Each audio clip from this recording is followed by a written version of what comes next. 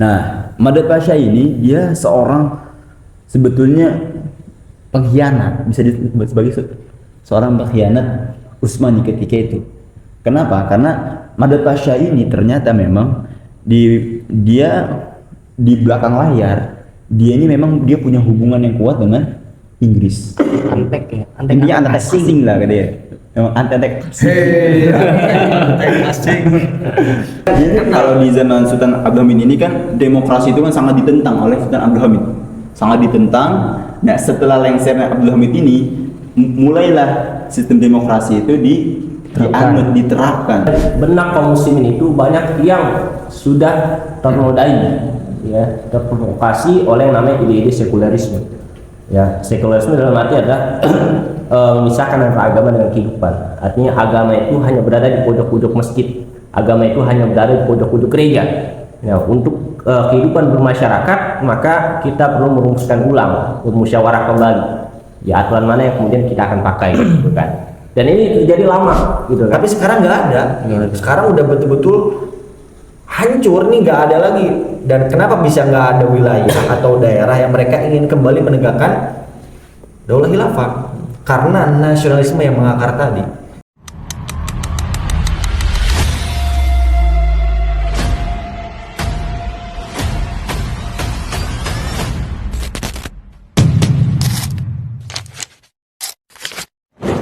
Assalamualaikum warahmatullahi wabarakatuh. Waalaikumsalam warahmatullahi wabarakatuh. Kembali lagi di Jebret. Teman-teman semua, alhamdulillah pada kesempatan kali ini di edisi terakhir, episode terakhir kita di Ramadan Talk, insya Allah kita akan melanjutkan sejarah yang sudah mungkin beberapa episode kemarin sudah kita bahas terkait kekhilafahan Utsmaniyah atau disebut dengan Ottoman Turki. Kemarin kita sudah membahas bagaimana kondisi awal ya kekhilafahan Utsmaniyah atau Ottoman Turki kayak gitu. Salah satunya ada salah satu prestasi ya yang dicapai oleh Sultan Mehmed atau dikenal Muhammad Al-Fatih. Dia berhasil menaklukkan Konstantinopel di umurnya yang masih 21 tahun ya. Itu merupakan salah satu sejarah yang sangat mungkin dikenal oleh di dunia ya, dunia Islam khususnya. Insya Allah kita akan melanjutkan pembahasan kita di sejarah Ottoman Turki di akhir-akhir ya, keruntuhan kekhilafahan Utsmaniyah. Insya Allah akan dilanjutkan oleh teman kita Kang Jack, silakan langsung saja. Ya, langsung saja. Jadi teman-teman semua, sahabat Jebret sekalian, ya, kita melanjut dari cerita episode yang kemarin. Kemarin kita udah bercerita tentang tadi perjalanan dinasti Utsmaniyah. Ya, sempat disinggung kemarin Khalifah Sultan bukan Khalifah ya, tapi Sultan Osman sebagai pendiri dinasti Utsmaniyah, yang mana Utsmaniyah itu dinisbatkan kepada beliau. Kemudian dibahas juga Sultan Muhammad Al-Fatih yang kita semua sudah mengenal beliau kan, yang mana juga sejarahnya juga cukup ya luar biasa fantastis ya dengan melakukan Konstantinopel tersebut. Nah, kemudian setelah perjalanan dari Muhammad Al-Fatih, sebetulnya kalau kita melihat ya, setelah pergantian sultan dari sultan ke sultan, kemudian memang Utsmaniyah itu bisa dikatakan masih ketika itu masih naik ya, sampai kemudian di Sultan Sulaiman Al-Qanuni sampai ke yang pas di zaman Al-Qanuni itu ada penaklukan Rhodesia dan pengepungan Wina. Nah, kemudian kita nggak bahas di situ karena memang waktunya mungkin terbatas ya. Jadi kita langsung saja yang pasti masa akhirnya, yaitu ketika sebetulnya beliau ini bukan khalifah terakhir, tapi beliau ini bukan khalifah terakhir, tapi beliau bisa dijuluki sebagai singa terakhir umat Islam. Jadi emang jadi tameng ya terakhir. Ya, tameng terakhir umat Islam. Siapakah beliau? Beliau adalah Sultan Abdul Hamid II. memang setelah beliau ada khalifah. Memang khalifah beliau ini memang dianggap khalifah boneka bisa kita sebut, ya, atau lemah, sangat lemah sekali. Belum maju. Ya. Nah, kita kembali kepada Sultan Abdul Hamid II. Kita fokus ke Sultan Abdul Hamid II. Jadi Sultan Abdul Hamid II, beliau ini apa namanya, saudara dari Sultan Murad kalau nggak salah ketiga. Nah, Sultan Abdul Hamid II ini, beliau ini diasuh oleh ibu tirinya. Jadi bapaknya ini punya 2 istri, ya kan? Istri pertamanya udah meninggal, kemudian lahirlah Sultan Abdul Hamid, ya. Nah, diasuhlah oleh istri yang kedua, oleh ibu tirinya. Jangan ibu tiri. Hah? Ibu juga. Oke, oleh ibu juga. Mahmud. Rumah muda. Tingginya oleh intinya bukan oleh ibu kandungnya. Nah, ibu tirinya itu, ya, mendidik Sultan Abdul Hamid ini dengan penuh kasih sayang. Bahkan dijelaskan di dalam bukunya itu, di dalam buku Dr. Muhammad Ali ini, bahwasanya ibunya ini dia punya karakter yang sangat lembut, tenang, dan memang keibuan banget lah. Dan Sultan Abdul Hamid ini dari sifat-sifat yang beliau miliki itu banyak dipengaruhi oleh sifat ibunya. Ya memang pada dasarnya anak itu kan ikut apa kata ibunya. Ya, bisa. Jadi kalau anaknya soleh ya memang ibunya soleh. Ya, ya, cerminan ya. Cerminan. Ibunya Ya. soleh. Betul. Sama seperti dulu Gus Kanan gitu kan. Gus Kanan. Nah, Gus Kanan. Oh, zaman sekarang ya. Masih jadi kan Gus Kanan ya. Iya, iya. Anaknya Nabi Nuh ya kan. Ya kan soleh ya karena memang ibunya juga soleha ya kan gitu. Iya. Ya. Sama gitu. Ya. Ini sebaliknya contohnya siapa namanya Isa ya kan soleh ya kan. Ya, karena Siapa ibunya? ibunya Maryam. Maryam. Insyaallah. Berarti memang Sultan Abdul Hamid II ini dianggap emang anak bener gitu. Ya, memang seperti anak kandung. Ya, si ibu tirinya itu dia itu memang dia ingin menjadi seperti ibu kandung Sultan Abdul Hamid gitu. Jadi memang apa ya? Memang penuh kasih sayang. Tidak di kelas 2 kan ya. Iya, jadi kelas 2 kan. Walaupun tiri. Ya, walaupun tiri apa statusnya itu. Nah, dan jadi sangat baik sekali ya dari didikannya itu, dan memang akhirnya dari hasil didikan ibu tirinya itu membentuk karakter Sultan Abdul Hamid yang mana juga memiliki sifat yang juga tenang dan juga apa ya? Santuy. Santuy ya. Ya, santuy banget. penuh kasih sayang. Gitu, penuh kasih sayang. Ya, nanti bisa kita lihat bagaimana beliau dalam mengurusi umat Islam. Nah, ketika Sultan Abdul Hamid ini beranjak dewasa, sekitar umur 20-an, beliau diajak oleh pamannya yang bernama Abdul Aziz. Kemana? Ke Eropa. Di antaranya adalah ke Perancis ketika itu. Diajak ke Perancis untuk ibaratnya ya mungkin Observasi. tadilah mungkin diplomasi dan sebagainya lah. Nah, di situ Sultan Abdul Hamid ini yang ketika itu masih pemuda, masih umur 20-an, dia belajar ketika itu, belajar bagaimana karakter kultur orang-orang Eropa. Nah, memang dia melihat ketika itu orang-orang Eropa ini dia punya pengaruh yang cukup kuat terhadap pemerintahan Utsmani ketika itu. Khususnya siapa? Khususnya adalah pamannya sendiri. Ketika itu pamannya memang banyak dipengaruhi oleh salah satu seorang penguasa di Prancis yang bernama Napoleon. Oh, Napoleon. Napoleon III ketika itu. Yang mana jadi Napoleon ini dia ini cukup bisa menekan pamannya ini. Enggak, pamannya ini Abdul Aziz ini posisinya sebagai seorang Kalau khalifah bukan? posisinya ini memang belum saya belum bisa ngasih tahu pasti ya. Cuma memang intinya dia bagian daripada keluarga jadi sultan itu sendiri. Kemudian Sultan Abdul Hamid ini dia belajar dari berbagai negara di Eropa, dan banyak hal yang dia pelajari tadi dari pengaruh-pengaruh orang Eropa terhadap pemerintahan Utsmani, dan juga dia belajar juga bagaimana militer dan juga industri yang mana beliau dapat itu di Jerman ketika itu. Ketika itu di Jerman, memang Jerman ini sebuah negara yang sangat rapih administrasinya dan sangat kuat militernya. Maka dari situlah Sultan Abdul Hamid mengambil pelajaran ketika nanti ketika beliau menjabat sebagai khalifah, itu banyak tentaranya yang dikirim ke Jerman untuk belajar militernya karena militernya bagus. pertukaran Hitler itu ya. pelajar. Bisa aja yang paham itu, tapi emang Jerman ketika itu negara yang sangat kuat lah dari segi militernya. Nah kemudian di umur 20 tahun dia belajar ke berbagai negara di Eropa, Prancis, Jerman, Inggris dan sebagainya. Kemudian di umur ke-34 kurang lebih dia diangkat sebagai khalifah. Nah, ketika dia sebagai khalifah, dia punya perdana menteri namanya Madad Pasha. Madad Pasha. Nah, Madad Pasha ini, ya Pasha. Pasha ini sebetulnya istilah Pasha. Julukan buat menteri-menteri di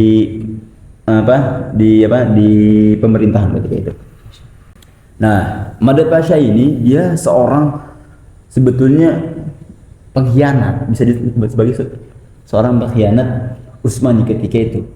Kenapa? Karena Madad Pasha ini ternyata memang dia di belakang layar dia ini memang dia punya hubungan yang kuat dengan Inggris. Antek Intinya antek asing lah katanya. Memang antek asing. Dia ini iya memang. Nah, Tapi dia nggak ngebuk meja ya. iya. Bahkan nanti Rapi. ada gerakan-gerakan kayak Turki Muda, Freemansori dan sebagainya. Gerakan-gerakan tadi pemberontakan itu juga tidak terlepas daripada Menteri atas instruksi atau arahan daripada Muhammad Pasha ini. Nah, Salah satu emang yang jadi mungkin aib umum yang diceritakan itu dia tuh salah satu pemabuk juga ya kalau nggak salah. betul Iya. sekali. Memang dia seorang pemabuk memang, pemabuk. Mabuk apa dulu? Mabuk minuman keras. bukan mabuk agama. Oh, indah, bucin dong. Cuma pada akhirnya Madad Pasha ini memang dia akhirnya apa? Akhirnya ketahuanlah, kemudian diberikan sanksi pancung. Cuma ketika diberikan sanksi itu diberikan keringanan oleh Sultan Abdul Hamid. Diberikan keringanan, akhirnya apa? Dipenjaralah, dia diganti hukumannya menjadi dipenjara, diasingkan di wilayah Hijaz ketika itu. Nah kemudian di perjalanan pemerintahan Sultan Abdul Hamid II ini memang banyak hal yang terjadi di masa pemerintahannya ini. Di antaranya adalah yang bisa kita lihat adalah pemberontakan di wilayah Balkan ketika itu. Nah, kenapa di wilayah Balkan ini banyak yang memberontak? Karena orang-orang di Balkan ini, para penduduk Balkan ini memang mereka ini sudah banyak yang terpengaruh dengan Barat ketika itu. Dan yang paling kuat adalah Rusia. Nah, Rusia kalau Soviet. iya, Soviet. Mungkin Balkan dulu nih, daerah mana? Nah, Balkan itu, nah kalau daerahnya itu daerah Jatimuladi, Rumania dan apa ya? Pokoknya dekat sama Tapi Bosnia dan sekitar situ lah. Nah, itu daerah Balkan ketika itu. Nah, Rusia memang dia menjadi peran tokoh yang paling aktif dalam pemberontakan Balkan ketika itu. Jadi memang jadi para penduduk ini memang mereka didorong untuk supaya berontak dan diberikan senjata, didukung senjata. Donatur ya. Donatur memang. Donatur. Pokoknya banyak yang donatur. Bahkan juga bukan hanya Rusia ketika itu, Inggris, Prancis dan sebagainya juga ikut ngasih donatur. Perang lawan Sultan Abdul Hamid ketika itu. Nah, cuma dari berbagai pemberontakan yang ada memang berhasil diredam oleh Sultan Abdul Hamid ketika itu, berhasil diredam, tapi tidak berhenti. Rusia terus melakukan penyerangan demi penyerangan hingga akhirnya ketika itu posisi Istanbul ya yang saat itu menjadi ibu kota itu memang terancam bahkan juga banyak apa ya, ketika itu banyak juga pengaruh dari barat masuk ke masyarakat Utsmani, ke pemerintahan. Akhirnya apa, menimbulkan demo besar-besaran ketika itu, demo besar-besaran bahkan di Istanbul sendiri. Nah, demo-demo itu mereka mengancam mereka mengancam akan mengadakan atau akan melakukan eksodus atau pemindahan atau apa ya, eksodus itu jadi pindah kota, pindah wilayah. Cuma Ibu kota apa ya? enggak, jadi mereka pindah gitu, Orangnya yang pindah gitu, pindah. jadi secara besar-besaran. Urbanisasi dah kalau di Nah, Indonesia. eksodus gitu. Nah, ketika itu Abdul Hamid merasa terancam kan. Akhirnya apa? Akhirnya untuk meredam itu semua, akhirnya dilakukanlah perjanjian damai dengan Rusia. Yang mana perjanjian ini ketika itu memang yang pasti adalah menimbulkan kerugian bagi Utsmani. Bahkan diceritakan perwakilan Utsmani yang menandatangani perjanjian itu bahkan disebutkan sambil nangis-nangis gitu.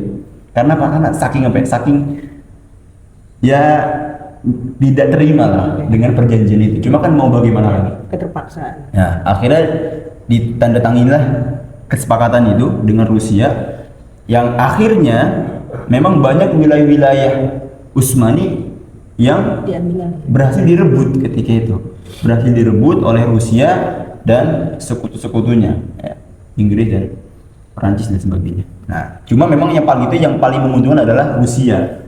Ya, dia paling banyak mendapatkan Enggak, keuntungan. maksudnya perjanjiannya nih apa gitu loh. Isinya. Oh, isinya gitu. Di sini disebutkan isinya adalah bahwasanya bentar lah. Memang ada beberapa poin. Mana ya? Bentar guys. Langsung aja ini ya. Cuma singkat cerita ya. Cuma pada intinya adalah perjanjian itu memang Rusia ini dia ngambil untung banyak lah.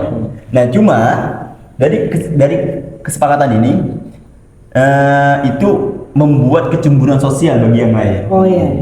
Terutama bagi Inggris ketika itu. Inggris ngelihat Rusia enak banget ya, Dapat wilayah. dapat gitu. wilayah gitu kan, gede kan, dapat keuntungan juga. Bahkan dari pertempuran dengan Rusia itu, Utsmani harus ganti rugi. Iya. Kalau salah 250 juta lira. Iya, kurang lebih segitu. Berapa? 250 juta lira. Oh, bukan Kalau di 12,sekian triliun kan? kalau di konversi ke Mungkin bisa sampai segitu kalau di Ke rupiah kan berapa tuh? rupiah 5 triliun kalau ke rupiah. 5 triliun ya. Iya. Nah, jadi Kecil itu. 200. untung banget lah Rusia ketika itu, dan Inggris cemburu kan. Inggris cemburu, akhirnya apa? Akhirnya di situ Inggris pun melakukan aksinya lewat mana? Lewat gubernur yang ada di Mesir ketika itu. Siapa tuh? Namanya lupa, maksudnya di sini ada disebutkan, cuma gubernur Mesir akhirnya ketika itu memang dia menjadi bonekanya Inggris ketika itu. Karena emang ada salah satu tempat kalau nggak salah yang emang dikuasai di daerah situ Ya. sama Inggris. Nah, Sultan Abdul Hamid II dengan kecerdikan politiknya, dia mengetahui konflik antara Rusia dengan Inggris. Nah, akhirnya apa? Dia memanfaatkan kecemburuan Inggris dengan apa? Dengan mengadu domba Wih, dia- antara Rusia dengan Inggris. Memang ini keren sih. Kekuatan diplomasi. Nah, akhirnya dengan berbagai aksinya, ya, dengan berbagai strategi yang dilakukan oleh Sultan Abdul Hamid II, akhirnya apa? Akhirnya Rusia dan Inggris pun memang mereka sempat konflik berat, bahkan sampai mungkin hampir terjadi peperangan. Cuma sebelum terjadi peperangan itu sudah dicegah dengan adanya kesepakatan. Akhirnya terjadilah kesepakatan lagi, yang mana kesepakatan ini itu apa namanya? Dihadiri. Bukan, diidekan atau diinovasikan? Di inovasi. Apa? Di apa? Di apa? Pelopori. Dipelopori oleh penguasa Jerman ketika itu. Jerman jadi ikut Jerman. campur. Nah, kenapa Jerman ketika itu ikut campur juga? Karena Jerman melihat konflik antara Rusia dengan Inggris ini mengancam kesatuan Jerman ketika itu. karena Jerman bisa pecah lagi. Kan kita tahu kan Jerman kan ada Jerman Barat, ada Jerman Timur kan. Nah dengan konflik antara Inggris dengan Rusia ini juga bisa membelah bisa memecah belah Jerman ketika itu. Maka ketika itu penguasa Jerman dia mempelopori kesepakatan damai antara Rusia dengan Inggris hingga akhirnya kesepakatan yang awalnya ditandatangani oleh Utsmani akhirnya dirubah lagi, dirombak lagi, yang mana dari hasilnya itu ini setidaknya meringankan kerugian Utsmani, meskipun juga masih rugi juga, tapi setidaknya meringankan, ngasih napas lah. ngasih napas lah, emang ngasih napas Utsmani gitu. Nah, kemudian dari situ ya, lanjut. Intinya memang di masa pemerintahan Utsmani ini di masanya Sultan Abdul Hamid II, memang banyak negara-negara asing itu mereka ini ingin berusaha memecah belah wilayah Utsmani ya ketika itu, karena ya gimana ya, maksudnya mereka pengen berkuasa kan gitu ya, mereka pengen berkuasa, terutama Inggris dan ketika itu Rusia memang yang sangat gencar banget lah, sangat gencar sekali. Nah, namun mau apapun yang dilakukan oleh mereka, Utsmani mereka masih kuat gitu, masih kuat. Bahkan kan sempat ada peristiwa yang ketika itu Perancis ingin mengadakan ibaratnya sebuah festival, yang mana festival ini memang ada unsur pelecehan terhadap baginda Nabi Muhammad, yang mana kabar itu pun sampai kepada Sultan Abdul Hamid dan dipanggillah duta Prancis, ketika itu dipanggil dan diancam untuk menghentikan festival tersebut. Kalau masih melakukan festival itu maka akan diperangi. Waktu festival itu anak-anak sekolah itu suruh buat gambar gitu kan dengan Nabi Muhammad. Akhirnya mereka inspirasikan gitu kan. Iya. Nah kan, dari situ aja kita bisa lihat bahwasanya memang Utsmani masih sangat kuat meskipun banyak para pengkhianat gitu di dalam pemerintahan itu. Nah, kemudian kalau kita ngomongin prestasi-prestasi di zaman Sultan Abdul Hamid II, memang banyak prestasi yang dilakukan oleh Sultan Abdul Hamid, atau lebih tepatnya adalah perbaikan. Jadi memang perbaikan diantaranya adalah yang pertama pembangunan sekolah-sekolah. Jadi banyak madrasah-madrasah yang dibangun oleh Sultan Abdul Hamid. Kemudian banyak masjid-masjid juga yang dikasih intinya bantuan dana dan sebagainya gitu, agar masjid ini menjadi pusat jadi agar masyarakat ini kembali lagi kepada Islamnya itu sendiri. Jadi makmur ya. Iya. Yang paling fenomenal adalah ada gerakan Sultan Abdul Hamid II, yang mana gerakan ini bertujuan untuk sebagai benteng kaum muslimin dari pengaruh pemikiran barat, yang mana saat itu gerakannya disebut dengan pan-islamisme. Nah, pan-islamisme intinya pan-islamisme. Nah, pan-islamisme ini intinya adalah bertujuan untuk mendorong kembali ukhuwah Islamiyah di tengah-tengah kaum muslimin, yang mana saat itu memang ada ide nasionalisme yang ingin memecah belah persatuan umat Islam. Akhirnya pan-islamisme ini bukan dipelopori, kayak disebarkan, dijadikan sebagai opini publik, opini umum gitu. Nah, kemudian banyak hal lah.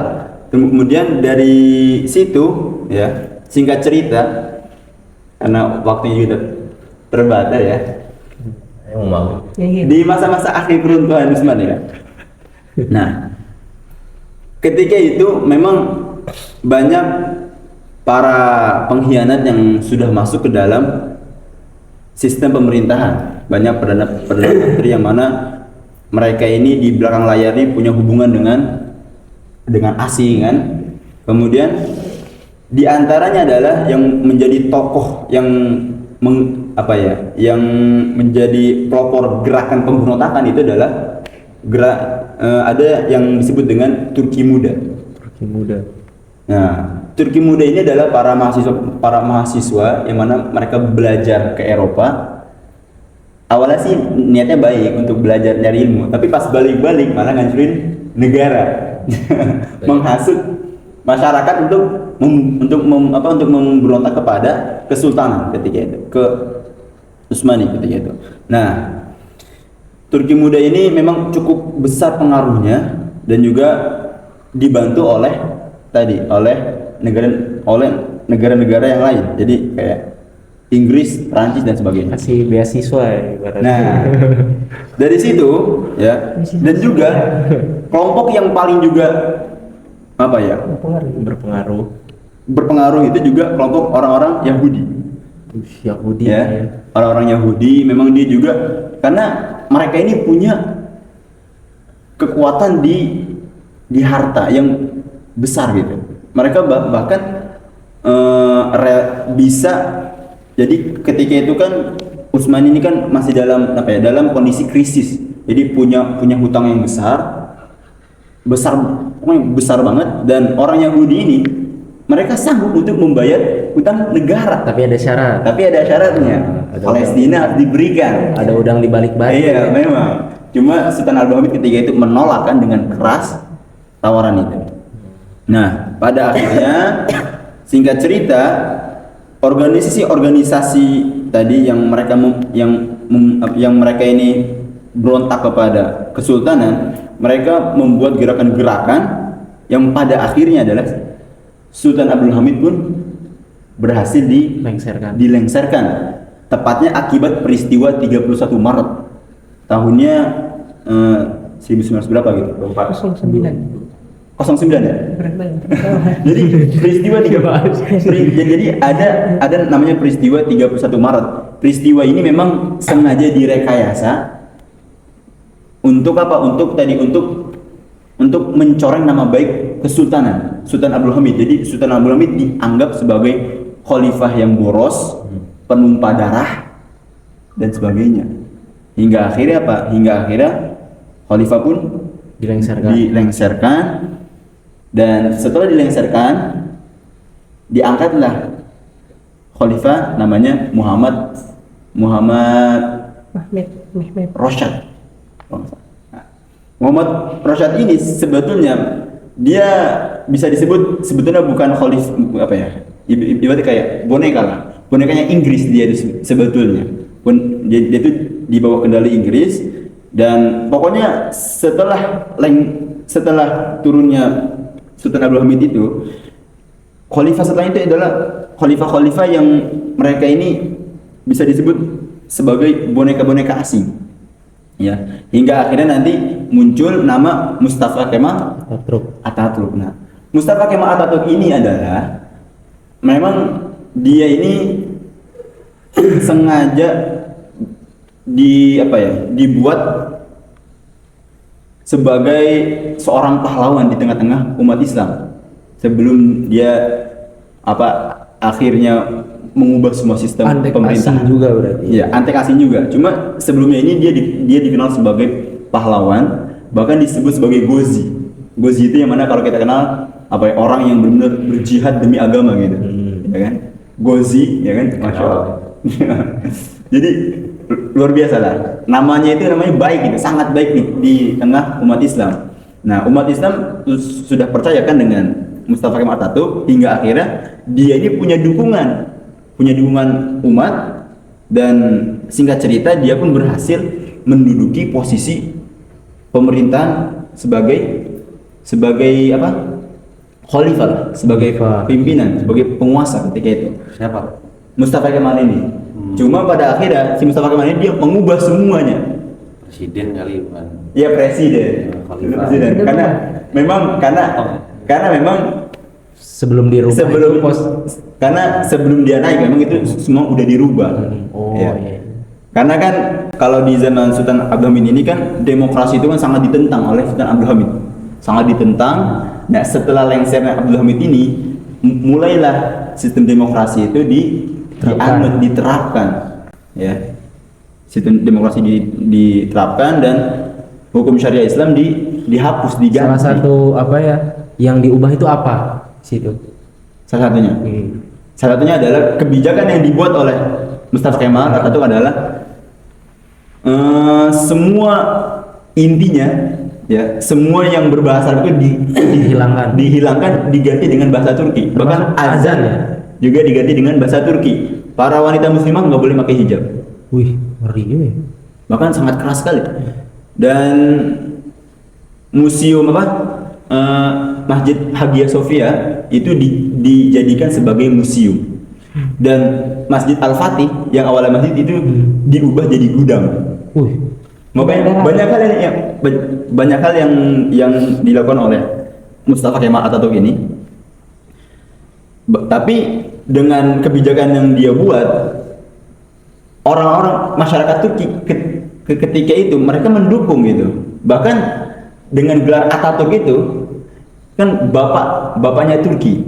Nah, memang ketika itu kondisi masyarakat umat Islam memang sudah terpengaruh oleh ide nasionalisme gitu. Jadi mereka bangga dengan bangsanya, dengan rasnya sebagai orang Turki. Jadi bukan persaudaraan Islamnya gitu yang kuat, tapi bangsa Turkinya gitu. Asobiahnya ya tinggi ya. Ya, asobiahnya itu. Jadi gue ini Turki gitu. Gue berhak berkuasa gitu. Dan Islam itu sudah mulai hilang tuh. Nilai-nilai Islam udah mulai hilang dari masyarakat ketika itu. Itu jadi sekilas sedikit cerita tentang keruntuhan Utsmaniyah. Mungkin nanti teman-teman ada yang ingin didiskusikan, mungkin bisa tulis di kolom komentar.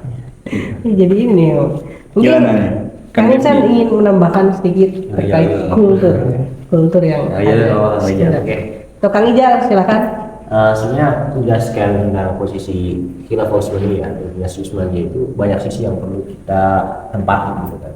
Tadi memang sisi yang kita tentang sejarah, salah satu sultan atau khalifah tadi adalah Abdul Hamid II gitu kan.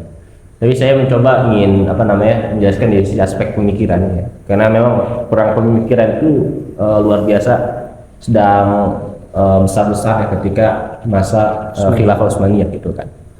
Jadi kondisinya ketika itu setelah usai perang salib ya.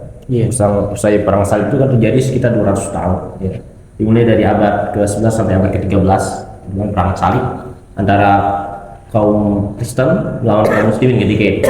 Dan pada ujungnya adalah Islam memenangkan atas perang tersebut. Karena memang tadi Islam sedang berjaya-jayanya, sedang kuat-kuatnya di sisi militer. Ya. Mungkin setelah perang itu berakhir, kemudian orang-orang Kristen ini mulai depresi, depresi kemudian habis pikir gitu kan. Dia mau ngelakuin apa lagi selain kan. Sementara di sisi militer mereka tidak sanggup untuk melawan umat Islam ketika itu. Hingga kemudian muncullah seorang tokoh yang nama Raymond Lull, seorang tokoh misionaris, ya, yang kemudian dia menjadi pelopor utama kali peletak ide yang namanya sekularisme dalam masa tersebut, gitu kan. Karena kenapa? Kemudian beralih kepada perang pemikiran, ya, karena mereka itu sudah depresi. Ini Utsmani, ini umat Islam ini nggak bisa diratakan dengan militer gitu kan, karena memang lagi jaya-jayanya, sehingga mereka mencari terobosan lain selain dari perang militer dan yaitu adalah perang pemikiran atau yang dikenal dengan Ghazwul Fikri gitu kan.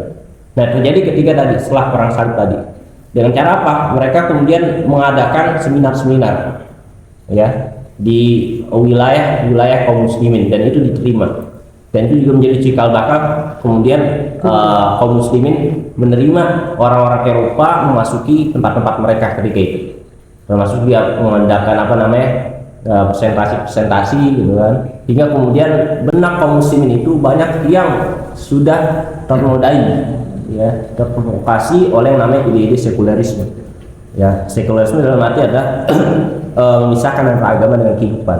Artinya agama itu hanya berada di pojok-pojok masjid, agama itu hanya berada di pojok-pojok gereja. Nah, untuk kehidupan bermasyarakat, maka kita perlu merumuskan ulang, bermusyawarah kembali di aturan mana yang kemudian kita akan pakai gitu kan. Dan ini terjadi lama gitu kan ya, sampai kemudian tadi dikaitkan dengan kisah tadi, itu memang mereka itu para khalifah tadi itu sudah menerima instrumen-instrumen barat gitu kan, kemudian mulai dipakai undang-undang barat itu sudah mulai diterima. Dan awalnya memang mereka ragu ya kan untuk menerima undang-undang barat atau instrumen barat ini. Tapi seiring terus terjadi desakan orang-orang Eropa tadi ya, orang-orang misionaris tadi, kemudian makin lama kemudian mereka menerima. Dan memang ketika itu kenapa penyaringan terhadap ide-ide barat itu kurang, karena pintu ijtihad ketika itu ditutup, sudah mulai melemah ketika itu, sehingga mereka mudah sekali untuk menerima dari instrumen-instrumen barat gitu kan, produk-produk barat yang mereka terima gitu kan, dengan dalil apa ini untuk kemaslahatan politik. Hingga pada akhirnya mereka lupa bahwasanya ide tersebut justru membuat mereka itu lemah ya, secara apa? Secara pemahaman. Padahal pemahaman itu kan bagian penting juga bagi kaum muslimin. Ya, mereka memang kuat secara militer, tapi secara pemikiran mereka itu lemah sekali. Ditambah tadi tidak ada yang namanya pemahaman syariat yang kuat gitu kan. Sehingga kaum muslimin sudah mulai terlihat sekuler gitu kan, dari sisi pemikiran gitu kan. Kalau yang dari sisi tantangan hukum memang masih syariat Islam, tapi secara pemikiran sudah sekuler gitu kan. Jadi ini terjadi lama gitu kan. Terjadi lama gitu kan. Sehingga kemudian membekas ya kan, sudah banyak menerima masukan-masukan dari negeri di barat ya. Puncaknya tadi ketika adalah di masa peruntuhan tadi gitu kan, akhirnya kan melibas yang namanya masjid diganti dengan gereja ya kan, kemudian azan diganti dengan bahasa Turki gitu kan, kemudian wanita kemudian melepas hijab gitu kan, karena memang di bagian-bagian sebelumnya itu sudah terjadi renovasi pemikiran gitu ya, dirusak pemikiran. Dan ini bagian yang penting juga kalau dari sisi pemikiran tadi. Makanya saya mencoba untuk memadukan buku yang ditulis oleh seorang politikus besar muslim, yaitu Syekh Abdul Zalum, namanya Kaifa Hudimatil Khilafah, bagaimana kemudian khilafah itu dihancurkan, kemudian dengan buku yang berjudul sekularisme gitu kan, karena memang ada kaitannya. Ditambah di buku tersebut dijelaskan tentang berkaitan dengan Utsmani ini, nanti ada kaitannya dengan yang namanya Syarif Husain bin Ali, kemudian juga ada kaitannya dengan Saudi Arabia ya, karena memang nggak bisa dipisahkan ketiga sisi ini gitu kan. Pertama Utsmani, kemudian yang kedua adalah peran Saudi Arabia, kemudian yang ketiga adalah peran Syarif Husain bin Ali gitu kan. Nah, Syarif Husain ini dia ini utusan Utsmani yang kemudian dia itu menguasai daerah Hijaz gitu kan, daerah Hijaz ya kan. Nah, kemudian Saudi Arabia ini sebenarnya dia ini jatuh bangkit gitu kan. Dan awalnya dia tuh hanyalah mempunyai sepetak atau sebidang tanah yang kecil ya, kemudian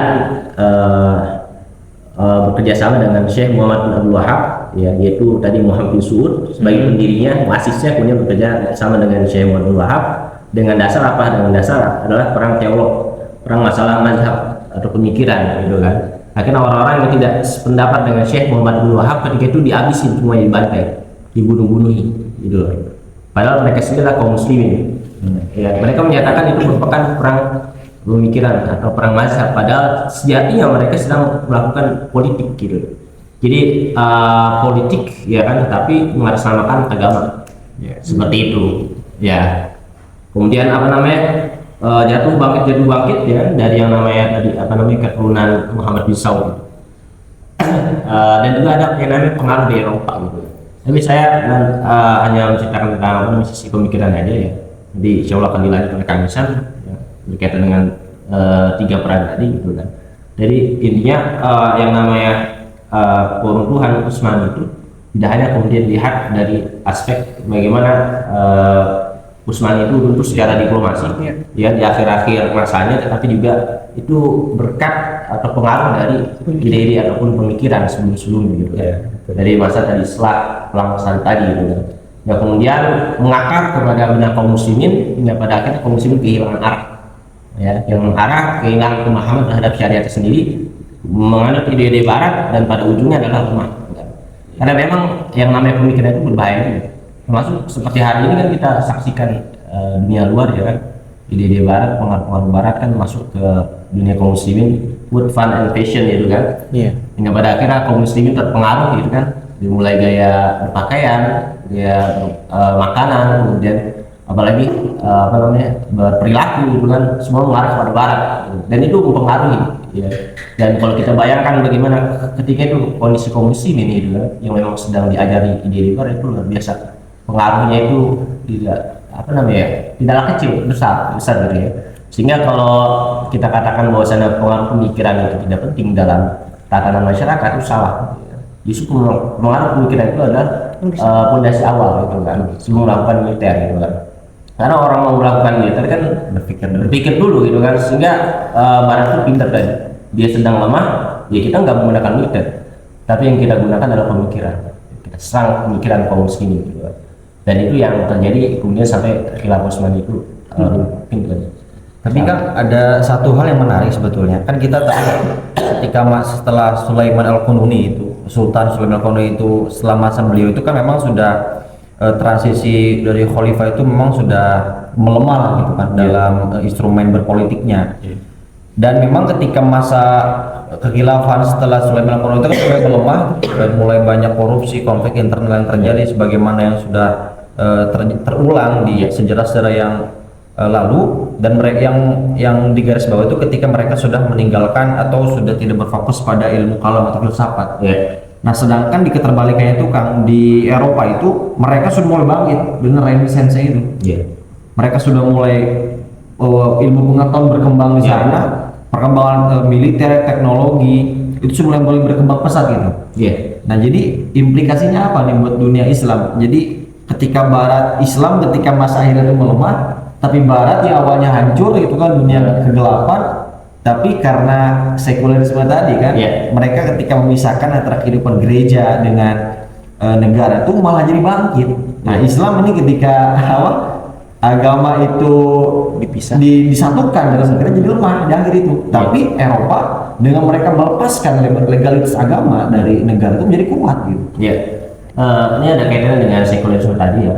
Jadi memang yang dikatakan benar. Jadi ketika Islam itu sangat kuat dari sisi militer, justru Eropa itu kemudian memunculkan kelebihan yang dimiliki daripada Islam ini. Itu adalah pengembangan ilmu pengetahuan gitu kan, sains gitu kan. Ya pada akhirnya umat Islam ini kemudian berkiblat ke arah barat, ya kan. Akhirnya kemudian datang ke barat mempelajari ilmu pengetahuan gitu kan. Memang ketika itu barat itu sedang menunjukkan kelebihan daripada Islam gitu kan. Dan kemudian dengan dasar tadi doktrinnya adalah harus melepaskan agama, ya kan, dalam tatanan kehidupan, karena agama dianggap sebagai racun penghalang demi perkembangan sains gitu. Jadi termotivasinya termotivasi akhirnya umat Islam terdoktrin gitu kan, kemudian menjadikan agama tadi bahasanya adalah di pojok-pojok masjid kan, seperti itu. Dan memang selain itu apa namanya para misionaris gitu kan, misionaris itu kan pada dasarnya mustasyrikun, dari kata syarafnya yang artinya timur, orang-orang yang peduli terhadap studi ketimuran. Studi ketimuran itu kan yang pelajari syariah dan bahasa Arab. Jadi mereka itu belajar bahasa Arab juga, mereka belajar syariah juga, kemudian mereka balik ke negeri mereka, Eropa itu kemudian mendirikan yang namanya universitas.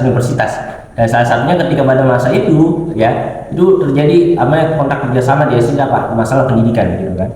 Kaum muslimin banyak yang kemudian belajar di sana ya kan, belajar Islam di barat ya, kemudian diajarkan Islam tapi bukan Islamnya versi Mesir, versi Madinah ya kan, tapi Islam versi mereka ya, versi barat gitu ya. Sekuler. Iya.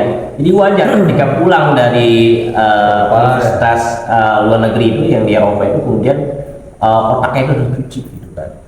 Dan itu pemahaman itu menyebar gitu kan, sampai bahkan sampai hari ini gitu kan. Umat Islam berkiblat ke barat. Mungkin tahu lah ada seorang kiai ya, dia pergi ke Amerika misalnya gitu kan. Padahal ketika pulang bikin yang namanya jadi yang Islam liberal. Siapa kayak gitu. Ya.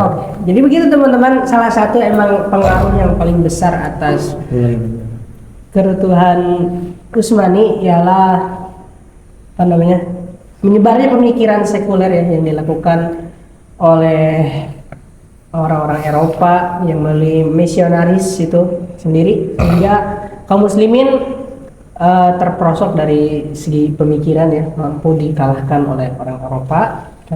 Hingga tadi pada tahun 1924 ya, Khilafah Utsmaniyah itu diruntuhkan ya, di tangan Mustafa Kemal Atatürk.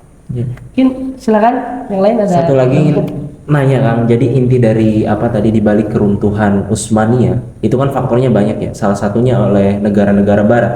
Jadi maksud supaya diruntuhkan itu apa? Maksudnya yang didapatkan oleh negara Barat dan juga efek yang dirasakan oleh kaum muslimin itu apa aja? Intinya gitu.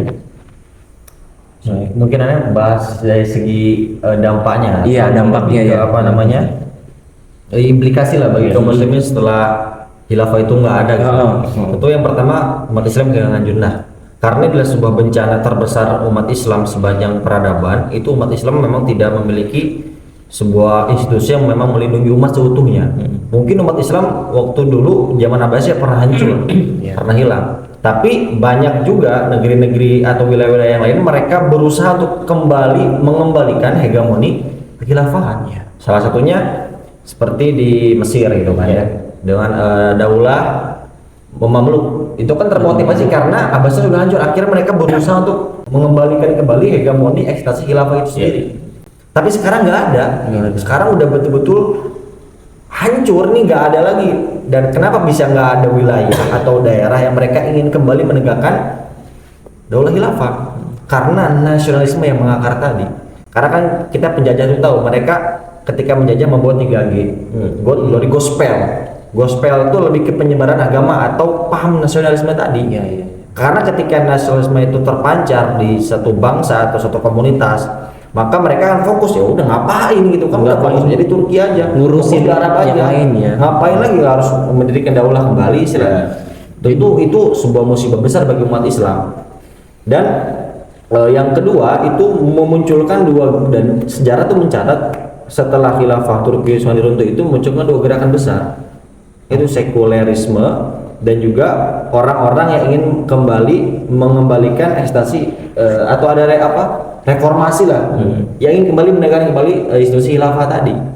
Dan yang tentu yang sekuler kan mereka meminta dukungan terhadap penguasa Eropa untuk kemerdekaan negeri mereka masing-masing lah, karena kan Eropa waktu itu yang memegang kekuasaan Timur Tengah atau Afrika. Jadi mereka meminta mandat wilayah-wilayah tadi untuk dimerdekakan lewat orang-orang seperti negara-negara kan sekarang banyak ya, Inggris, Spanyol atau Prancis yang memang memberikan mandat kepada wilayah untuk mereka merdeka. Lebih ke sosialisasi terhadap perkembangan zaman pada waktu itu. Dan ini menjadi pertentangan hingga hari ini antara orang sekuler yang tadi yang mereka berusaha bahwasanya jalan untuk menempuh Islam lebih baik itu adalah dengan kita harus berkibat ke barat, yang segi politik, sosial, pendidikan, jadi harus berkibat ke barat. Tapi ada juga orang yang sampai sekarang masih mempertahankan bahwasanya ya Islam itu bisa bangkit kembali atau kembali dari keterpurukannya hanya kembali dengan Islam itu sendiri gitu. Karena Islam bisa mampu menjawab tantangan-tantangan walaupun dengan segala macam bentuk ujian, itu bisa menjadi pelajaran.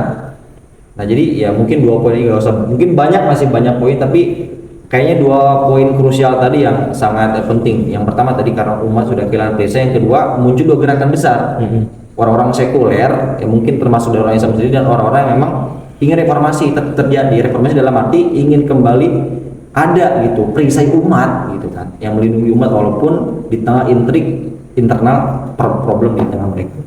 Terjauh ya Kang Yusuf ya. Ini yang terakhir, silakan Kang Ijal penutupan untuk kesimpulan daripada semua episode yang sudah kita bahas terkait dalam kitab Tarikh Khilafah. Silakan Kang Ijal terakhir. Baik, artinya sekte-sekte ataupun gerakan-gerakan kaum muslimin yang ada hari ini merupakan itu implikasi gitu ya, dari ketiadaan institusi Islam.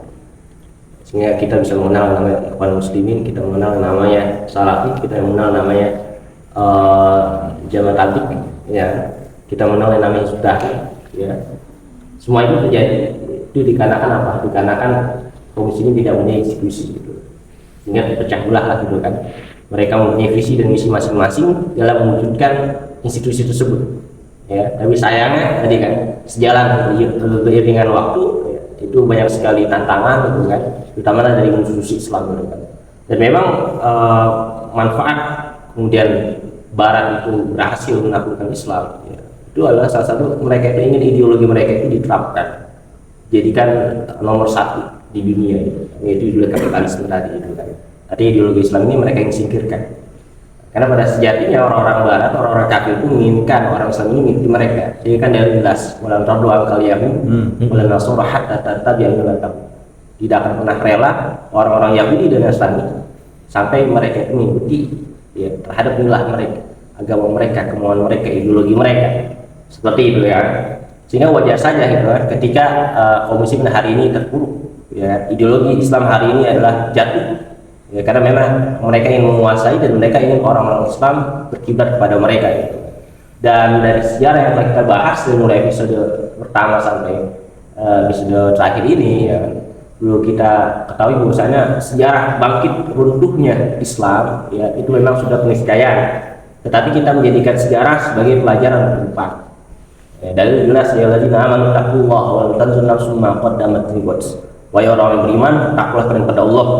Wal tanzur nafsum ma qaddamat lighad, dan setiap jiwa hendaklah memperhatikan ya ma qaddamat lighad, apa yang telah terdahulu, yaitu maksud sejarah. Lighad untuk hari besok gitu kan. Jadi sejarah ini kita pelajari ya, kebaikan yang kita ambil kemudian kita jadikan sebagai pedoman untuk di hari esok gitu kan. Jadi jangan kemudian kita itu membaca sejarah, bercerita tentang sejarah kemudian menghilangkan faedahnya semuanya gitu kan. Sehingga ketika di masa kita ini dan masa yang akan kita datang ini, kita tidak akan terjebak kepada peristiwa-peristiwa yang memang dalam sejarah itu akan terus terulang gitu kan. Jika zaman dahulu ada yang namanya Firaun yang mengaku sebagai Tuhan gitu kan, maka sekarang juga ada Firaun yang memang secara lisan dia tidak mengaku Tuhan, tapi secara perilaku perbuatan yang dia lakukan itu seakan-akan seperti Tuhan. Lebih dari Firaun. Lebih dari Firaun malah dia itu kan. Siapa dia sekarang? Presiden siapa tuh? Zimbabwe. Ya. Ya, seakan-akan seperti Tuhan gitu. Nah seperti itu. Itu aja yang bisa kita bahas ya pada episode terakhir hari ini, dan kita sebelumnya mengucapkan minal aidin wal faizin, maaf lahir dan batin jika banyak kesalahan kekurangan dari penyampaian sejarah yang kita sajikan kepada para teman-teman juga sekalian, karena memang kita manusia, wajar manusia boleh bukan nabi gitu kan. Betul kan? Maka dari itu yang baik dari kita diambil, yang kurang-kurangnya banyak udah ditinggalin aja. Mungkin sekian, saya kembalikan kepada Saudara. Oke, teman-teman semua, sobat jebret semua, alhamdulillah kita sudah menyelesaikan edisi Ramadan Talk kita selama 8 episode ya, kurang lebih membahas dari khulafa. Terima kasih untuk menonton semua ya. Insya Allah kita akan kembali lagi ya, akan kembali menyajikan sebuah tayangan video ya. Insya Allah di pertengahan Syawal atau di akhir bulan Syawal ya. Insya Allah kita akan aktif kembali. Ya terima kasih teman-teman semuanya. Sekali lagi kami ucapkan taqabbalallahu minna wa minkum ya. Selamat Hari Raya Idul Fitri. Mohon maaf lahir dan batin. Oke, sekian. Assalamualaikum warahmatullahi wabarakatuh. Waalaikumsalam warahmatullahi wabarakatuh. 1, 2, 3. Jebret.